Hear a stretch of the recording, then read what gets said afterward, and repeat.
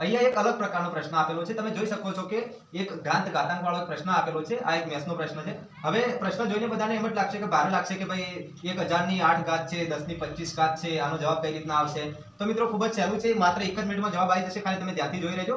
હવે જો કે 1000 ની 8 ઘાત. હવે 1000 ને આપણે બીજી કઈ રીતના લખી શકીએ? તો 10 ની 3 ઘાત રીતે લખી શકીએ. હવે 10 ની 3 ઘાત આપણે 1000 ને લખ્યું. હવે પાછળ કેટલી ઘાત છે? તો કે 8 ઘાત. તો 8 ઘાત એમને લખી દીધી. વચ્ચે એક સિમ્બોલ છે ભાગાકારનો, તો ભાગાકારનો સિમ્બોલ લખીને 10 ની 25 ઘાત મૂકી દીધી. બરાબર. હવે તમે જોઈ શકો છો કે આ રીતે બધો ઘાતનો ગુણાકાર થાય એટલે કે 10 ની કેટલી ઘાત થશે? તો કે આ બેનો ગુણાકાર કેટલો? 3 × 8 = 24. બરાબર. તમારા માટે એકદમ ઈઝી કરી દીધું કે 10 ની 3 અને એના કૌંસની બહાર ઘાત આપેલી હોય તો બે ઘાતનો ગુણાકાર થશે. તો 10 ની ટોટલ ઘાત થશે 24 ભાગ્યા 10 ની 25. હવે આપણે ગણિતનો એક નિયમ છે કે જ્યારે ઘાતાંક સરખા હોય, વચ્ચે ભાગાકારનું ચિહ્ન હોય, તો ઘાતની શું થશે? બાદબાકી થશે. મતલબ કે 10 ની 24 - 25. તો જવાબ આવશે 10 ની -1. હવે તમને એમ થશે કે ભાઈ ઓપ્શનમાં તો 10 ની -1 ઓપ્શન જ નથી, તો 10 ની -1 બરાબર આપણે બીજી આ રીતે પણ લખી શકીએ કે 1/10 બરાબર કેટલા થશે? તો 0.1. તો આવો જવાબ છે. તો કે હા, તો આપણો ઓપ્શન એ આપણો સાચો જવાબ.